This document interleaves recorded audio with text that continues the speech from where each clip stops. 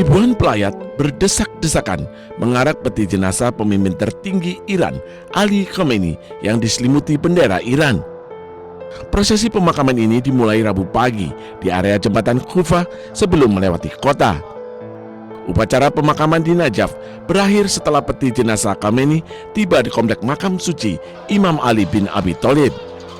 Kerumunan warga juga mengiringi truk yang membawa peti mati Khamenei bersama beberapa anggota keluarganya. Beberapa pelayat juga terlihat mengibarkan bendera Irak dan Iran, menandakan kedua bangsa tersebut memiliki darah dan jiwa yang sama. هذا التشييع المهيب للسيد الخامنائي الشهيد يعبر عن تمسك ووحدة الأمة الإسلامية ورفضا لهذا العدوان على الجمهورية الإسلامية، وأن هذا التشييع في إيران وفي العراق يدل على أن السيد له مكانة في المجتمع الإسلامي في المجتمع.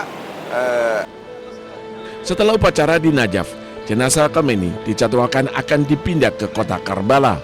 Prosesi pemakaman yang berlangsung selama beberapa hari ini dijadwalkan berakhir pada hari ini di kota Mashhad, Iran Timur Laut, tempat Khamenei akan dimakamkan.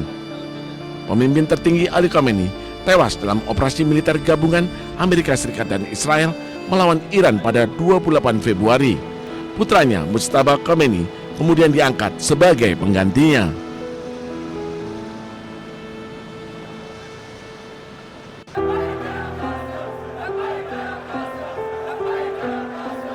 Ribuan orang berkumpul di pinggiran selatan Beirut pada Rabu menghadiri upacara pemakaman simbolis untuk menghormati mendiang pemimpin tertinggi Iran Ali Khamenei. Kerumunan warga memenuhi lapangan Asyura membawa bendera Iran dan foto Khamenei sambil menyanyikan dukungan untuk Iran. Acara berjalan secara hikmat, bahkan beberapa di antaranya terlihat menangis. يعني لي هذا الفخر واعتزاز ونلبي دعوة القائد السيد علي الخامنئي قائد أمتنا ومرجعنا ونحن من نلبي النداء مهما كان يعني لو صحلنا نروح على إيران بدنا كنا نروح. Sebelumnya, ribuan orang menghadiri prosesi pemakaman Ali Khamenei yang telah berlangsung di kota suci Najaf, Irak pada Rabu. Upacara pemakaman Khamenei dijadwalkan pada hari Kamis 9 Juli, di mana Khamenei dimakamkan di kota Mashhad, Iran.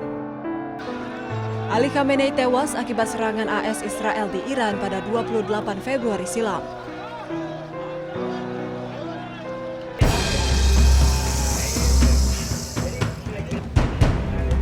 Roy Suryo kembali mendatangi Pengadilan Negeri Jakarta Selatan untuk menjalani sidang pra-peradilan jilid kedua. Langkah hukum ini diambil setelah sebelumnya Hakim Tunggal PN Jakarta Selatan mengabulkan sebagian gugatan pra-peradilan pertama yang diajukan oleh Roy Suryo. Melalui pra-peradilan kedua, Roy Suryo secara khusus menggugat penetapan dirinya sebagai tersangka oleh penyidik Polda Metro Jaya. Dalam persidangan yang berlangsung di ruang utama, tim kuasa hukum Roy Suryo secara bergantian membacakan poin-poin keberatan mereka. Pihak pemohon tetap menilai bahwa proses penetapan tersangka dan penahanan terhadap kliennya tidak sah secara hukum. Di antara poin keberatan yang diajukan adalah ketidakcukupan alat bukti. Tim hukum Roy Suryo menilai penetapan tersangka oleh Polda Metro Jaya terlalu sumir dan tidak didasari minimal 2 alat bukti yang sah sesuai syarat KUHP. Selain itu, mereka juga menggugat penggunaan pasal 32 UU ITE yang mereka anggap sebagai pasal selundupan karena dinilai tidak disertai fakta dan peristiwa hukum yang sesungguhnya terjadi. Pihaknya meminta kepada Majelis Hakim Tunggal untuk membatalkan status tersangka tersebut. Hanya singkat atau hanya satu. Meskipun singkat, ini terdiri dari 24 halaman tadi yang kita baca, ya. Yang kemarin lebih dari 30 halaman. Dan singkat tapi ini sangat bermakna.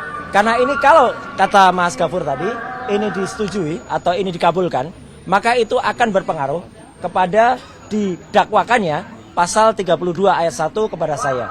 Karena alasannya tadi jelas, Pak Yasena tadi juga sudah mengatakan apa yang nanti akan diuji itu tidak berkesesuaian antara barang fisik, barang analog, dan barang digital.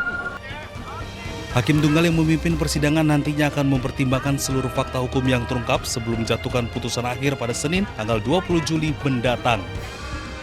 Dari Jakarta, Hadisti Arifa, Seto Pratomo, iNews melaporkan.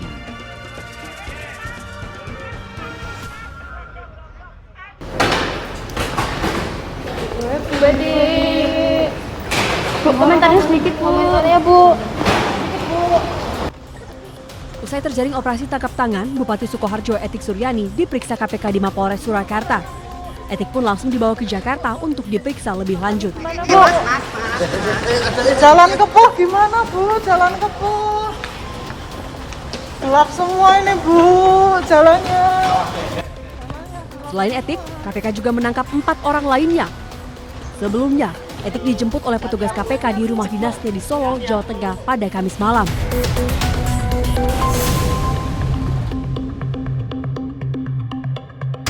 Saat dikonfirmasi, juru bicara KPK Budi Prasetyo mengatakan penangkapan ini terkait kasus dugaan pemerasan. Etik diduga memeras perangkat daerah di wilayah yang dipimpinnya. Etik Suryani menjabat sebagai Bupati Sukoharjo sejak tahun 2021. Etik terpilih lagi pada tahun 2025 lalu. Pada periode keduanya, Etik berpasangan dengan Wakil Bupati Eko Sabto Purnomo yang diusung oleh Partai PDI Perjuangan. Dari Solo, Jawa Tengah, Septiantoro, iNews melaporkan. Kloter pertama tadi sudah tiba di Gedung Merah Putih KPK sejumlah 4 orang.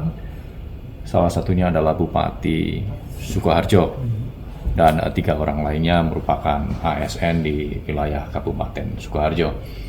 Kemudian untuk kloter berikutnya, rencana siang ini akan tiba di Merah Putih KPK sejumlah 5 orang lagi, 3 merupakan ASN di Pemkab Sukoharjo dan 2 lainnya adalah pihak swasta. Pihak-pihak tersebut diantaranya diamankan di wilayah Wonogiri, Solo dan juga Sukoharjo. Selain mengamankan sejumlah orang tersebut, tim juga mengamankan barang bukti diantaranya dalam bentuk logam mulia, kemudian uang tunai, baik rupiah maupun falas, ada dolar Australia, kemudian juga ada dolar Singapura.